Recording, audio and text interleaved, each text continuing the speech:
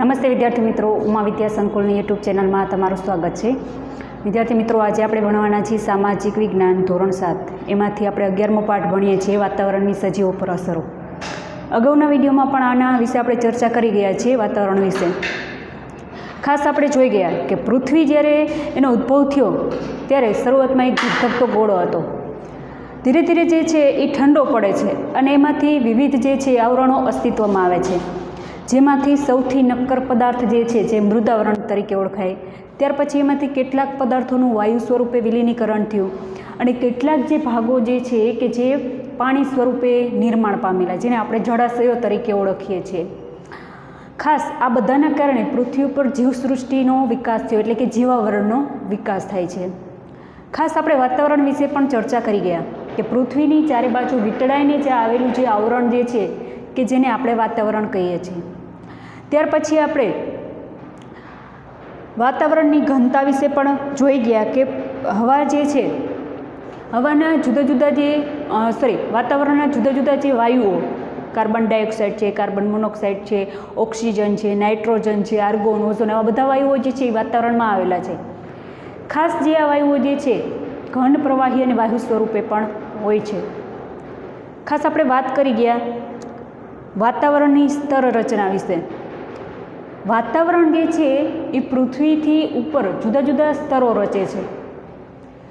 ખાસ વાત કરીએ સૌથી જે પૃથ્વીનું ઉપરનો જે સ્તર જે છે જેને ક્ષોભાવરણ કહીએ, આ ક્ષોભાવરણ જે છે એની સીમા પૂરી થાય છે. ત્યાર પછી જે છે સમતાપાવરણ હોય છે. ત્યાર પછી મધ્યાવરણ અને છેલ્લે બાહ્યાવરણ એટલે કે ઉષ્માવરણ તરીકે પણ ઓળખાય. તો આવા આવરણો વિશે પણ આપણે અભ્યાસ કરી ગયા. ત્યાર પછી હવામાન. વાતાવરણની ટૂંકા ગાળાની જે સરેરાશ પરિસ્થિતિ એને આપણે હવામાન કહીએ. દિવસ દરમિયાન જે છે આપણે વાત કરી કે 2 દિવસની અંદર, 1 દિવસની અંદર પણ હવામાન ચેન્જ થઈ જાય. જેમ કે સવારે જે છે એ અતિશય ઠંડી હોય તો સાંજે છે એ વરસાદની શક્યતા હોય, માવઠાની શક્યતા હોય, આવું પણ થઈ શકે. તો હવામાન બદલાય છે 1 દિવસની અંદર પણ, તો એને આપણે હવામાન કહીએ. આબોહવા એટલે શું? તો કે હવામાનની જે છે 35 કે તેથી વધુ સમયગાળા માટેની જે સરેરાશ પરિસ્થિતિ એને આપણે આબોહવા કહીએ. આબોહવા કોઈ 1-2 દિવસની વાત નથી કે બદલાઈ જાય.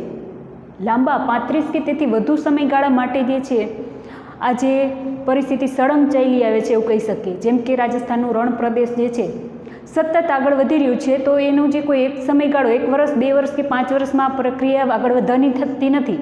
એના માટે હજારો વર્ષો કહી શકીએ. જેમ પૃથ્વી જે છે ઉદ્ભવ થયો તો એમાં ઘણા બધા વર્ષો વીતી ગયા, એમાં વિવિધ આવરણો બન્યા. એના માટે પૃથ્વીનો પોપડો બનતા ઘણા વર્ષો લાગે છે. તો એના માટે કોઈ 1 દિવસની પ્રક્રિયા જવાબદાર નથી. રણ વિસ્તાર જે છે એ પણ એકસાથે 5 વર્ષમાં આગળ વધી જતું નથી. રોજે રોજ એમાંથી પવનો ઉડે છે, થોડી થોડી ધૂળ જે છે, રેતી જે છે એ બીજી જગ્યાએ જમા થાય છે અને આવી રીતે રણ વિસ્તાર આગળ વધે છે. તો ટૂંકમાં લાંબા ગાળાની પરિસ્થિતિ એને આપણે આબોહવા કહીએ. ત્યાર પછી તાપમાન. ખાસ આપણે વાત કરીએ કે તાપમાન જે છે હવામાં રહેલી ગરમ હવા, જેના કારણે તાપમાન જે છે એ ગરમ થાય છે. ખાસ આપણે વાત કરીએ કે હવામાં રહેલી ગરમીની સપાટીને આપણે તાપમાન કહીએ. ત્યાર પછી વાતાવરણનું દબાણ. વાતાવરણમાં જે વિવિધ જે છે વાયુ અને હવા આવેલી છે, આ જે હવા જે છે એ ભારે હોય છે અને વાતાવરણ પૃથ્વી ઉપર દબાણ કરે છે. પૃથ્વી ઉપર દબાણ કરે છે ત્યારે જે ખાસ જેને આપણે વાતાવરણનું પૃથ્વીનું દબાણ પણ કહી શકીએ. પવનો વિશે પણ જોઈ ગયા. કાયમી પવનો છે, મોસમી પવનો અને દૈનિક પવનો અને ભેજ, એટલે કે જે સમુદ્રમાંથી જે પાણી જે છે દિવસ દરમિયાન બાષ્પીભવન થાય છે અને એના વાદળો બંધાય છે અને પછી વરસાદ રૂપે વરસે છે. એ જ પાણી જે બાષ્પીભવન થયેલું પાણી ફરી પાછું પૃથ્વી પર પાણી પાછું આવે છે. અહીંયા જોવાનું છે વિદ્યાર્થી મિત્રો આપણે આબોહવા અને માનવ જીવન.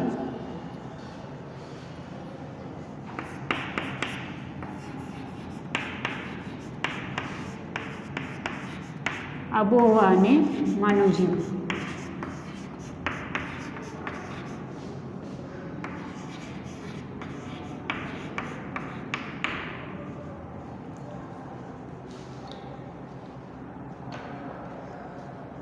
ખાસ આપણે આબોહવાની વાત કરી રહ્યા. કોઈ પણ સ્થળ કે પ્રદેશની 35 કે તેથી વધુ સમયગાળા માટે હવામાનની જે પરિસ્થિતિ જોવા મળે એને આપણે આબોહવા કહીએ. તો આબોહવા જે છે એની માનવ જીવન ઉપર અસર પડે છે. આની સાથે સાથે જે પર્યાવરણના બીજી પણ જીવસૃષ્ટિ જે છે એના ઉપર પણ એની અસર જોવા મળે છે. ખાસ આપણે વાત કરીએ તો આબોહવા જે છે એની માણસના ખોરાક છે, પોશાક છે, રહેઠાણ આ બધા ઉપર અસર પડશે. ધારો કે જમ્મુ કાશ્મીરમાં લોકો રહે છે તો એ લોકો ઠંડા પ્રદેશમાં રહે છે તો એ લોકો ગરમ વસ્ત્રો પહેરશે, ગરમ ખોરાક ખાશે, બરાબર. તો એને એના જે ખાસ અહીંયા ઘણીવાર હિમવર્ષા થતી હોય છે, ઠંડો પ્રદેશ છે તો એની મકાનની રચના પણ એવી રીતે બનેલી હોય છે જેથી કરીને છત ઉપર જે છે એ બરફ જમા ન થાય, લસરી જાય, એટલે કે ઢાળવાળા મકાનો હોય છે. તો આ બધું જે એને રહેઠાણ જે છે, એનો પહેરવેશ, એના ખોરાક, આ તમામ બાબતોમાં પણ વિવિધતા જોવા મળે આબોહવાના કારણે. જેમ કે રાજસ્થાનનો પ્રદેશ છે, રણ પ્રદેશ છે, તો ત્યાં પણ લોકોનો પહેરવેશ જે છે, ખોરાક, ખાનપાન અલગ હોય છે. એવી રીતે આપણે પૂર્વના રાજ્યોમાં મેઘાલયમાં જઈએ કે જ્યાં ભારે વરસાદ પડે છે તો એ લોકો વરસાદનું પાણી છત ઉપર જમા ન થાય એટલે એના છાપરા બહુ ઢાળવાળા હોય જેથી કરીને પાણી લસરીને નીચે જતું રહે. તો દરેક જગ્યાએ આબોહવાની અસર જે છે લોકો ઉપર પડતી હોય છે. ખાસ આપણે વાત કરીએ કે જે વિસ્તારોમાં વધુ વરસાદ પડે છે, એટલે કે વધુ વરસાદવાળા જે પ્રદેશોમાં જે છે ઘરના જે મકાન, ઘરના જે ભાગ જે છે ઉપરનો એ ઢાળવાળો, છાપરા જે છે એ ઢાળવાળા બનાવવામાં આવે છે જેથી કરીને શું થાય છે કે જે વરસાદનું પાણી જે છે એ છત ઉપર જમા થશે નહીં, બધું પાણી લસરી અને નીચે જતી રહે, એટલા માટે એના મકાનો ઢાળવાળા બનાવવામાં આવે. આ જ રીતે આપણે વાત કરીએ તો જ્યાં વરસાદ ઓછો પડે છે ત્યાં આવી કોઈ જરૂર નથી કે મકાન ઢાળવાળા બને. અહીંયા જે સીધા મકાન જે આપણે શહેરોમાં જોઈએ છીએ એવા બની શકે છે. ખાસ આપણે વાત કરીએ કે જે તે પ્રદેશમાં જે તે ખેતીના પાકો ઉત્પાદન થતા હોય, સ્વાભાવિક છે કે બધા લોકો એનો ઉપયોગ કરતા હોય. જેમ કે પંજાબ જે છે કે જે ઉત્તર ભારતના પંજાબ, ઉત્તર પ્રદેશ એ બધા પ્રદેશોમાં જે છે ઘઉંનું ઉત્પાદન જે છે એ વધુ પ્રમાણમાં થતું હોય તો એ લોકો ખોરાકમાં ઘઉંનો ઉપયોગ કરે છે. ખાસ આપણે વાત કરીએ કે પર્વતીય ક્ષેત્રો છે, પર્વતીય વિસ્તારના લોકો જે છે કે જ્યાં મકાઈનું ઉત્પાદન વધુ થતું હોય તો એ લોકો મકાઈનો ખોરાક તરીકે ઉપયોગ કરતા હોય છે. ખાસ જે પ્રદેશો ઠંડીવાળા પ્રદેશો છે તો ઠંડીવાળા પ્રદેશોમાં લોકો રહે છે, જેમ કે જમ્મુ કાશ્મીર છે, હિમાચલ છે, આ બધા ઠંડા પ્રદેશો છે. તો એ લોકો જે છે એ ઠંડી સામે રક્ષણ મેળવવા માટે ગરમ વસ્ત્રો પહેરશે, એટલે કે પોતાનું શરીરને ઠંડીથી રક્ષણ મળી રહે. એવી રીતે ઘણા પ્રદેશો એ છે કે ખાસ રણ પ્રદેશ છે કે જ્યાં સતત ધૂળ ઉડતી હોય, રેતીની જે ધૂળ ઉડતી હોય પવનોના કારણે, તો એ લોકો માથે કપડું બાંધે જેથી કરીને માથાનું રક્ષણ થઈ રહે, જેમ કે અરબસ્તાન જે છે એના લોકો. ખાસ આપણે વાત કરીએ ગરમ પ્રદેશના જે વસતા લોકો છે, ખાસ આપણા દક્ષિણ ભારતના જે વાત કરીએ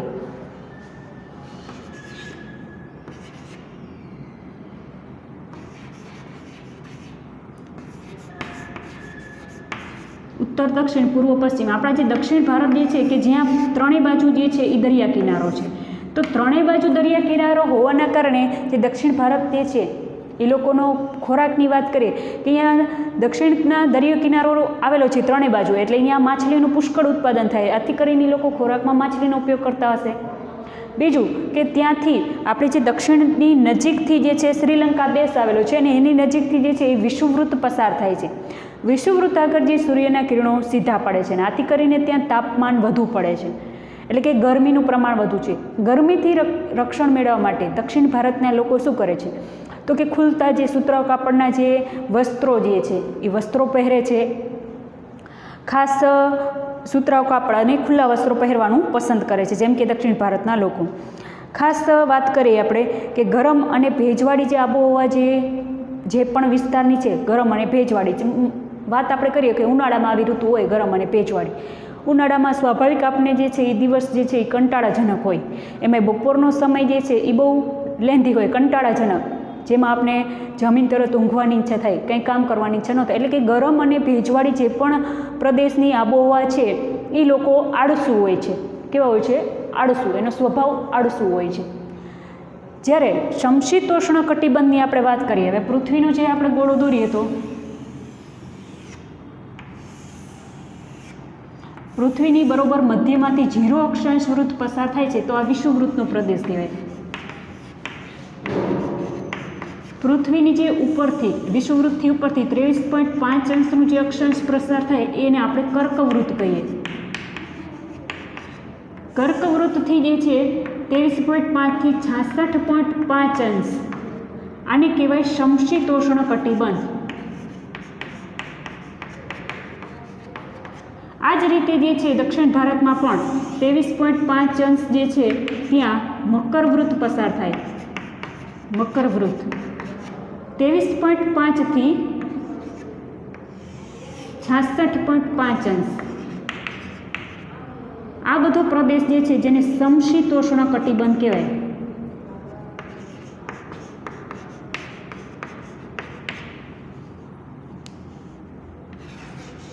આ જે પ્રદેશ જે છે એ જો વિદ્યાર્થી મિત્રો પૃથ્વી બરોબર મધ્યમાંથી વિષુવવૃત્ત પસાર થાય છે. એની ઉપર આપણે જોઈએ તો કર્કવૃત્ત 23.5 અંશનું અક્ષાંશ, આ 0 અક્ષાંશ છે. જેમ જેમ ઉપરથી જતા જાય 1, 2, 3 એવી રીતે 23.5 અક્ષાંશ જે છે ત્યાંથી કર્કવૃત્ત પસાર થાય. કર્કવૃત્ત ભારતમાંથી પણ પસાર થાય છે. ત્યાર પછી 0 અક્ષાંશ વૃત્તની નીચે પણ અક્ષાંશો આવેલા છે જેને દક્ષિણ અક્ષાંશો કહેવાય. વિષુવવૃત્તથી ઉપરના બધા ઉત્તર અક્ષાંશ, વિષુવવૃત્તથી નીચેના બધા જેટલા અક્ષાંશો જે છે આડી રેખાઓ એને આપણે દક્ષિણ અક્ષાંશ કહીએ. એટલે કે 23.5 અંશ અહીંથી 0થી નીચે 1, 2, 3 એવી રીતે 23.5 અક્ષાંશ જે છે જ્યાંથી મકરવૃત્ત પસાર થાય. 23.5 થી 66.5ના અક્ષાંશો વચ્ચે સમશીતોષ્ણ કટિબંધનો વિસ્તાર છે. એવી રીતે ઉત્તરમાં પણ 23.5 થી 66.5 અક્ષાંશ જે છે આ વિસ્તારમાં સમશીતોષ્ણ કટિબંધ કહેવાય. સમશીતોષ્ણ કટિબંધ એટલે શું? તો કે જ્યાં ઠંડી, ગરમી અને વરસાદ સમપ્રમાણમાં જોવા મળે એને આપણે સમશીતોષ્ણ કટિબંધ કહીએ છીએ. તો આ વિસ્તારો જે છે કે જ્યાં સમપ્રમાણમાં ઠંડી, ગરમી અને વરસાદ જોવા મળે. એટલે કે અહીંયા જે છે ખાસ વાતાવરણ ખુશનુમા હોય છે એટલે લોકોની કાર્યક્ષમતા પણ વધુ હોય છે. જ્યારે આ વિષુવવૃત્તનો નજીકનો જે પ્રદેશ જે છે કે જ્યાં તાપ વધુ પડે છે, ગરમ અને ભેજવાળી આબોહવા હોય છે, આથી કરીને લોકોનો સ્વભાવ આળસુ હોય. ખાસ આપણે વાત કરીએ મોસમી આબોહવાના જે પ્રદેશોમાં વર્ષાઋતુ જે સિવાયના જે વિવિધ જે પ્રસંગો હોય છે, સામાજિક પ્રસંગો મોસમી આબોહવા ધરાવે છે. આપણે મોસમી પવનો વિશે ભણી ગયા કે મોસમ પ્રમાણે દિશા બદલે એને મોસમી પવનો કહીએ. તો મોસમી જે આબોહવા ધરાવે છે ત્યાં કણે વરસાદ જે છે એના સિવાયના જે બાકીના સમયગાળા જે છે ત્યાં વિવિધ તહેવારો જે છે એ ઉજવાતા હોય છે. જેમ કે આપણે આ વિષુવવૃત્તના નજીકના જે પ્રદેશો જે છે કે જે ખાસ તો મોસમી આબોહવાવાળા પ્રદેશો કહીએ તો ત્યાં કણે ખાસ જે વાત કરીએ આપણે તો વર્ષાઋતુ સિવાયના સમયગાળામાં એ ઘણા બધા એવા તહેવારો જુદા જુદા ઉજવવામાં આવતા હોય. આ વાત કરેલી આપણે આબોહવા અને માનવ જીવન ઉપરની અસરો. અહીંયા વાત કરવાની છે કુદરતી વનસ્પતિ અને પ્રાણી સૃષ્ટિ વિશે.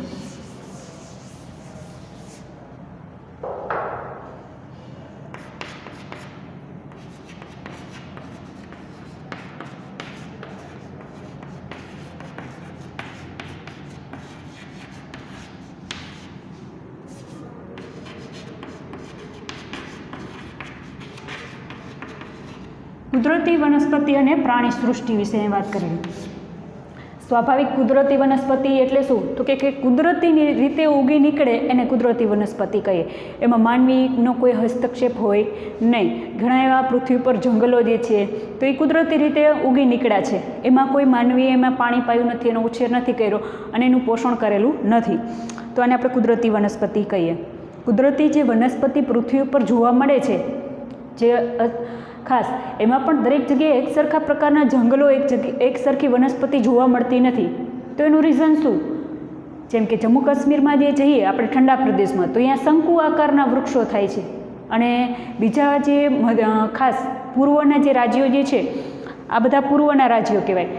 અરુણાચલ પ્રદેશ, અસમ, મેઘાલય, તો આ બધા પ્રદેશો જે છે કે જ્યાં અલગ પ્રકારના જંગલો જોવા મળે. એનું પણ રીઝન છે કે ખાસ આબોહવા, જમીનના પ્રકારો, પર્વતીય પ્રદેશો છે કે જમીન, સપાટ જમીન છે, આ બધા પરિબળો છે કે જ્યાં એક પ્રકારના જંગલો નથી. એનું રીઝન છે પૃથ્વી ઉપર દરેક જગ્યાએ જે વૃક્ષો જે છે એ દરેક વૃક્ષો દરેક જગ્યાએ નહીં જોવા મળે. એનું રીઝન છે કે દરેક જગ્યાએ એક સરખી પૃથ્વી પર જમીન નથી, દરેક જગ્યાએ કાળી જમીન નથી, દરેક જગ્યાએ ખાસ માટીયાળ જમીન નથી, રેતાળ જમીન નથી. આ ઉપરાંત આપણે વાત કરીએ કે દરેક જગ્યાએ પહાડી વિસ્તાર નથી. ઘણી જગ્યાએ ઉચ્ચ પ્રદેશો છે, ઘણી જગ્યાએ ડુંગરાળ પ્રદેશો છે, કેટલીક જગ્યાએ ખીણ પ્રદેશ છે, કેટલીક જગ્યાએ વાત કરીએ આપણે તો સપાટ જે મેદાનો છે, મેદાની પ્રદેશ જેને કહેવાય, નદી કિનારાના પ્રદેશો. અને જે જમીન જે છે એમાં પણ વિવિધતા જોવા મળે. કાળી જમીન છે, લેટેરાઇટ જમીન છે, માટીયાળ જમીન છે, કાપાળ જમીન છે, આવી જુદી જુદી પ્રકારની જમીન છે.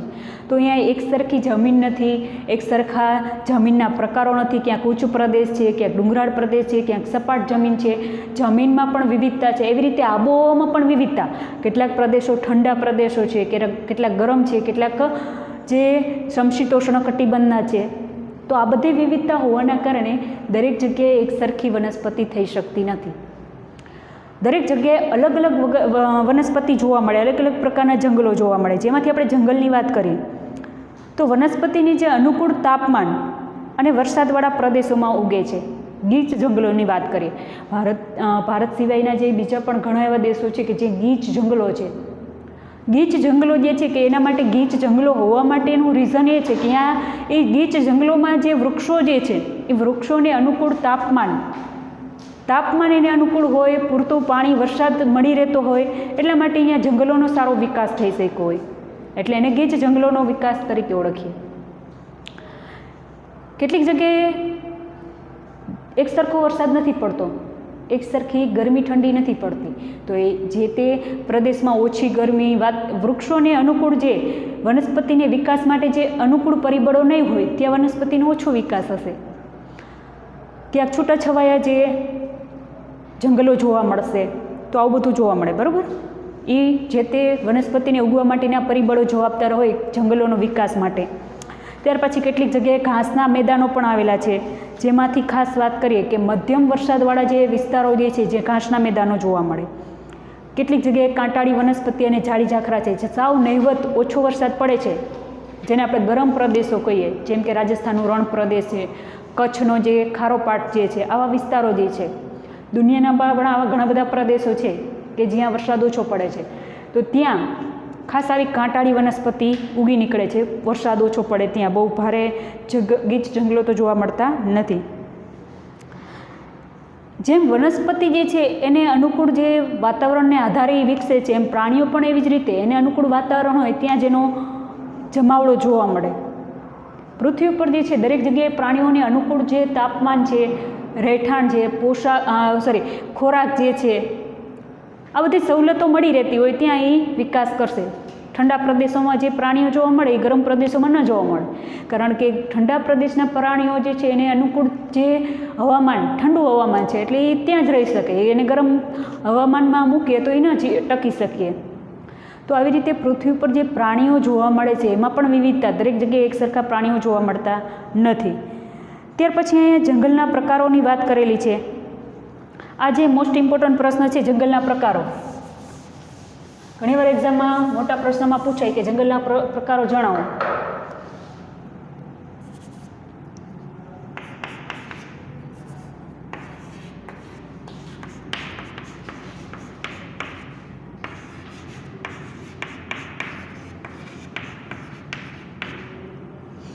ખાસ જંગલના જે 5 પ્રકારો જોવા મળે, પહેલું જે છે ઉષ્ણકટિબંધીય,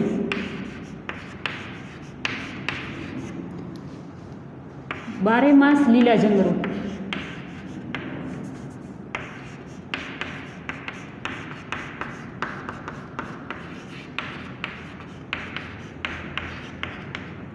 ઉષ્ણકટિબંધીય બારે માસ લીલા જંગલો પહેલો પ્રકાર છે. હવે ઉષ્ણકટિબંધીય, ઉષ્ણનો મિનિંગ શું થાય તો કે ગરમ પ્રદેશો. ક્યાં હોય આ ગરમ પ્રદેશો? તો પૃથ્વીના ગોળાની વાત કરીએ તો આ જે પૃથ્વીનો જે મધ્ય ભાગ જે છે, વિષુવવૃત્તીય ભાગ, કે જ્યાં સૂર્યના સીધા કિરણો પડે છે, આ ભાગ જે છે ઉષ્ણકટિબંધીય કહેવાય. તો અહીંયા ઉષ્ણકટિબંધીય પ્રદેશમાં થાય છે શું? સૂર્યના કિરણો પહેલું તો સીધા પડે છે એટલે કે એ ગરમ પ્રદેશ છે, ઉષ્ણકટિબંધમાં આવે એટલે કે ગરમ પ્રદેશ છે. અને ત્યાં વરસાદનું પ્રમાણ પણ વધુ હોય છે. અગત્યનો પ્રશ્ન છે વિદ્યાર્થી મિત્રો કે વિષુવવૃત્ત પાસે સૌથી વધુ જૈવ વિવિધતા જોવા મળે, ત્યાં જીવસૃષ્ટિનો સૌથી વધુ વિકાસ જોવા મળે. અને બીજું આપણે આગળ પણ ભણી ગયા કે વિષુવવૃત્ત આગળ જે છે એ પૃથ્વીની સપાટીથી 16 કિલોમીટર જેટલી ઊંચાઈએ જઈએ ત્યાં સુધી વાતાવરણ ફેલાયેલું હોય છે. જેમ જેમ આપણે પૃથ્વીની ઉપરના ભાગે જઈએ અને પૃથ્વીની નીચેના ભાગે જઈએ તેમ વાતાવરણની જે લંબાઈ ઘટતી જાય છે. સમશીતોષ્ણ કટિબંધમાં જે છે 12 કિલોમીટર, અને ઠેઠ આપણે જો ધ્રુવ પ્રદેશ પાસે આવીએ તો ખાલી 8 કિલોમીટર સુધી જે છે એ વાતાવરણની લંબાઈ હોય છે. એટલે કે વાતાવરણ ઘટતું જાય છે, એટલે અહીંયા જીવસૃષ્ટિ પણ ઘટતી જાય છે. સૌથી વધારે જીવસૃષ્ટિનો વિકાસ વિષુવવૃત્ત પાસે એટલા માટે થયો છે કારણ કે અહીંયા જૈવ વિવિધતા વધુ છે, વાતાવરણની લંબાઈ પણ ત્યાં વધુ છે. વિષુવવૃત્ત જે છે એ પ્રદેશ ગરમ પ્રદેશ કહેવાય છે, એટલે એને ઉષ્ણકટિબંધ કહેવાય. ત્યાં વરસાદનું પ્રમાણ વધુ જોવા મળે, અનુકૂળ જે જંગલોનો વિકાસ માટે જે ગરમ અને ભેજવાળી જે પણ આબોહવા અનુકૂળ હોય એ પણ શક્યતા છે. આથી કરીને આ ગીચ જંગલો જોવા મળે. બારે માસ લીલા જંગલો રહે છે. અમુક સમયગાળો એવો હોય છે અમુક વૃક્ષોમાં કે ઉનાળો આવે ત્યારે 6 થી 8 અઠવાડિયા માટે પાંદડા ખેરવી નાખે, જ્યારે આ જે ઉષ્ણકટિબંધમાં શું જોવા મળે, આ વૃક્ષોના પાંદડા ખરતા નથી, બારે માસ લીલા જ રહે છે, એટલે એને ઉષ્ણકટિબંધીય બારે માસ લીલા જંગલો કહેવામાં આવે. એના પાંદડા ખરતા નથી, બારે માસ જુઓ તો એના પાંદ લીલા જ હોય. અને ભારે વરસાદવાળા જે પ્રદેશો જે છે ત્યાં આ જંગલો જોવા મળે. ખાસ આપણે વાત કરીએ તો અહીં કેવા વૃક્ષો થાય છે, તો કે અબનુસ છે,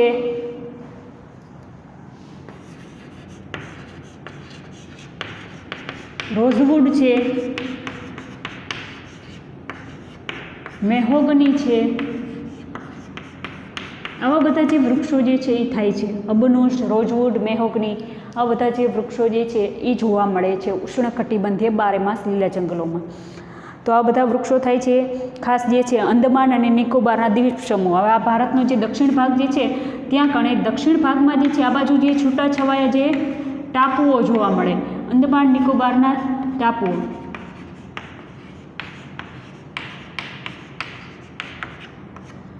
આ જે અંદમાન નિકોબારના જે ટાપુઓ જે છે, હવે અંદમાન નિકોબાર આપણો એક કેન્દ્ર શાસિત પ્રદેશ છે ભારતનો. આજે અંદમાન નિકોબારના જે દ્વીપ સમૂહો જે છે ત્યાં કણે આવા બારે માસ લીલા જંગલો જોવા મળે, ગીચ જંગલો જેને કહીએ. ત્યાર પછી બીજો પ્રકાર છે જંગલોનો ઉષ્ણકટિબંધીય ખરાવ જંગલો.